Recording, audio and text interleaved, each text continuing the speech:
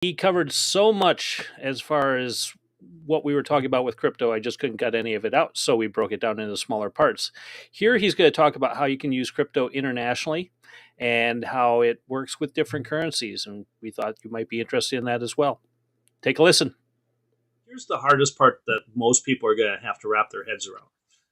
Again, related Yeah. to traditional banking styles and whatnot. But you pointed out stocks. Well, would you consider Amazon a bubble because the stock values depreciate by 90%?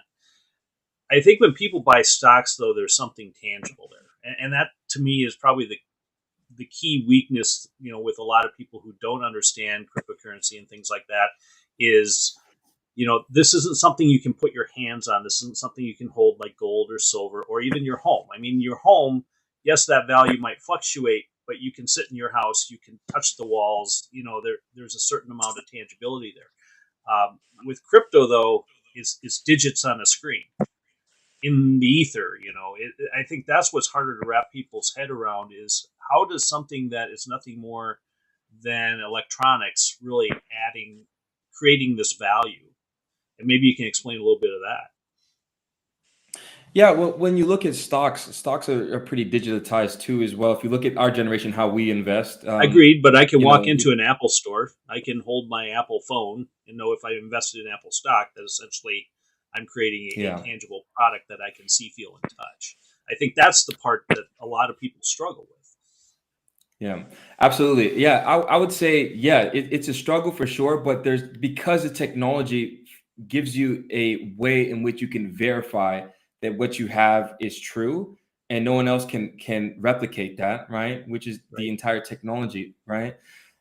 So you encrypt things on chain, and then you can verify that that value is yours, right? Whereas if I have, let's say, $100,000 in my bank account, how can I prove that that value is there, right? They're just basically telling me that, I have $100,000 in the bank, but I can't necessarily really prove that. And if everyone were to collectively, as a whole, go and do a bank run, well, we know Mm-hmm. what happens then because of the Yes. fractional reserve banking system. So, I think that this is where the cryptocurrency comes in and it solves that problem because everything's encrypted on chain. So it's all verifiable. You could see it on a blockchain explorer, right? If you go to etherscan.io, you go to Bitcoin and Explorer and look at that too as well. You can see exactly, hey, if I asked you, hey, to send me money and I send you my public address, I don't need to go to the bank, the intermediary, to be like, hey, what's going on? It's been like, a couple hours. No. I just go on chain and then see this public address sent this value to this public address, right? Because that's all it is, right? A blockchain is just a chain of blocks, and it shows three important identifying pieces of information, which is the sender address, the receiver address, and the amount, all tied into a hash, right? A transaction hash.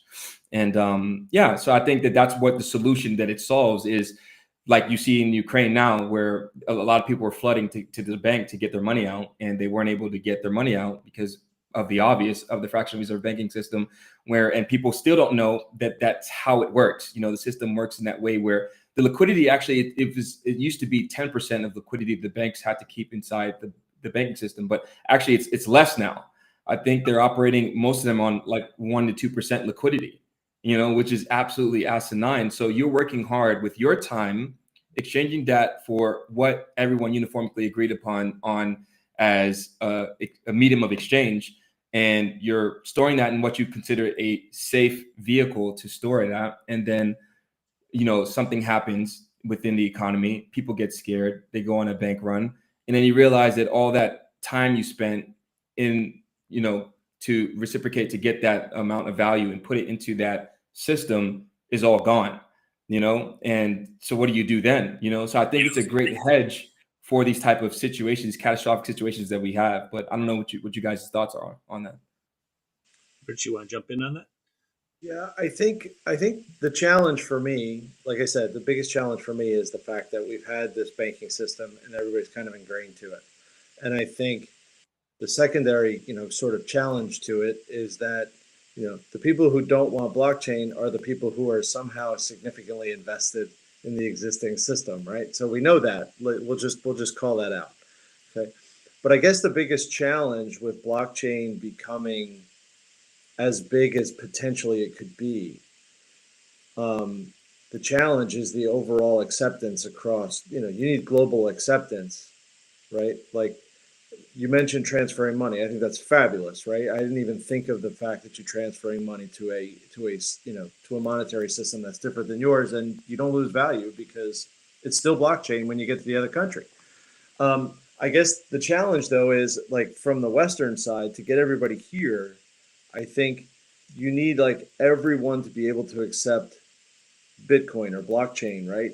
And that way, when you go into a store and you say, I really, as you talked about a coffee mug, if I go into a store and I want a coffee mug, I can't pay with Bitcoin. 9 times out of 10, I can't. They just don't have the accessibility. So I get, for me, I'm seeing that as the biggest challenge. We have to get it to the point where it's accepted, and at every store I can go in and say, "Here's my wallet," right? Which might be my phone, it might be another device or something that I'm carrying that shows my wallet, and someone can say, "Okay, 1 Bitcoin gets me a mug or whatever it is that I want to buy." That It's I an guess is the expensive mug. piece that's, Mhm. huh? I said that's the He said expensive it's very mug. expensive. Yeah. No, I understand. I was trying to get it down to some kind of small. I knew, because Sure. that's the Yeah. other Yeah. kind of challenge that I have in my Yeah. head. But that's my first challenge is you got to get worldwide, sort of acceptance to it. And then that's the other thing I think maybe you can, get through my blockhead, right? That, we're not adding any more, right? At some point, the number of Bitcoin out there has been finite, right? So it Mhm. solves the problem of the monetary system, but somewhere along the line, just calculating how much that mug's going to cost, you know, because it's no longer, $1 gets you a dollar store. Now you need a Bitcoin store because, and everything in there is going to be 60 grand now and going up and down in price because it's going to be based on Bitcoin.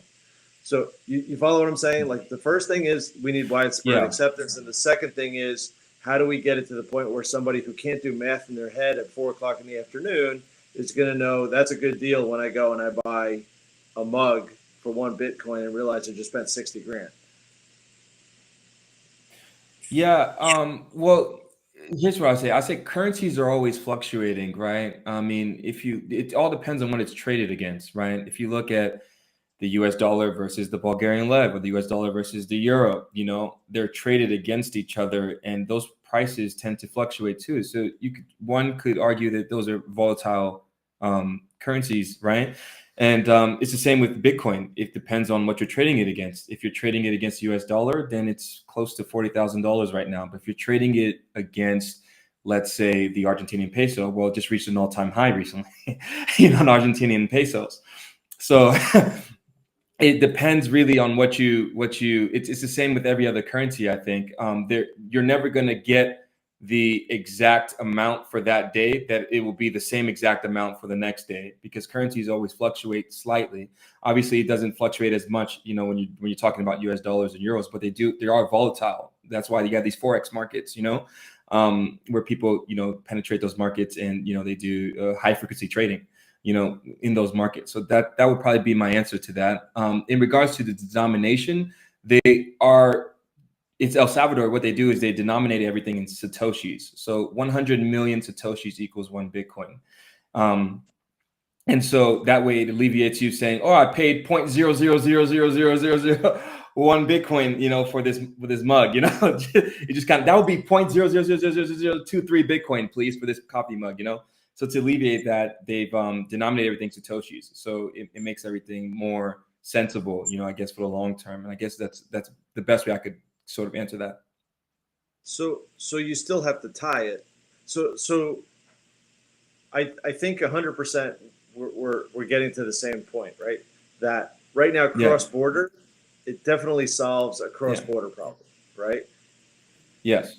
But Yes. if I think about just within the United States, if I want to get the United States to become, a better proponent of Bitcoin, of blockchain, in order to do that, if I still have, it's almost like if I still have to tie it to the US dollar, then I see all kinds of problems with that because of somebody else is going to be, hey, well, it's tied to the US dollar, so I'm going to be, I can't use it as a currency because I still have the US dollar as my Mhm. currency. So really, at that point, it's just an investment in Yeah, the US, right? It doesn't become transactable. Am I saying that wrong? I mean, yeah. that's the challenge right No, there. no. So the idea is technically for over the course of time. If you look at the charts, right? So the dollar is decreasing in value, and Bitcoin is increasing against the dollar. So the ideal is, let's say, 20 years from now, the dollar is going to be so insurmountable compared to Bitcoin in terms of price that people will then switch from a dollarization standard to a Bitcoin standard, because then it would be liquid at that point, and also it will have more purchasing power at that point, where the dollar is just diminishing in value every single year. And that's the kind of the idea is for Okay. right now. Yes, you are kind of, you have to price it to against something, but at some point the idea is that then you price everything to Bitcoin instead of pricing Bitcoin to currencies, and that's when Okay. that inflection point, that's when that shift will happen. Yeah. Okay. I see that. Okay, that makes more sense. And then you're on a Yeah. global standard, where right now other countries are Yes. still standard to the US, Yes. so now you'd be switching to an international standard that's based on free market. Yes, exactly. And there's also a couple experimental projects in the crypto space. A lot of these things is experimental, that are trying to create sort of this basket of cryptocurrencies, and make their own stable coin based off of this basket of cryptocurrencies. So it's very, very interesting. It's very nuanced. And I don't want to get too much into technicals. It would confuse a lot of people. But what I would say is, what I would say is that people are the free market is trying to make better alternatives to the current currency systems that we have in place.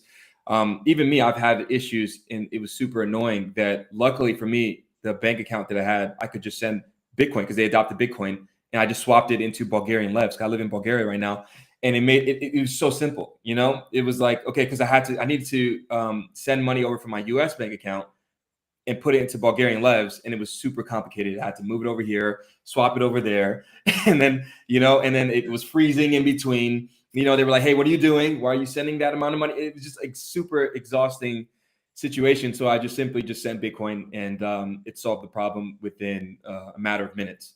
I sent my bank Bitcoin, swapped it into Bulgarian levs, and then it was easy. And so this interoperability solution, I think, if it's adopted through all fintech, I think it would be a really good alternative. So that way there's one uniformly agreed upon standard that's global, that everyone can say, okay, just send Bitcoin. I don't want your Kenyan shillings. I don't want your Argentinian pesos. Just send Bitcoin to my bank, and then I can swap it, and that already is solving a problem, that's currently with the frictionalized system that we have in the banking system. And also, when things move and they're more frictionless, it's going to increase the amount of liquidity flow within the entire market, right? Which is great, because then people get their money faster, and when people get their money faster, they can spend it faster to businesses.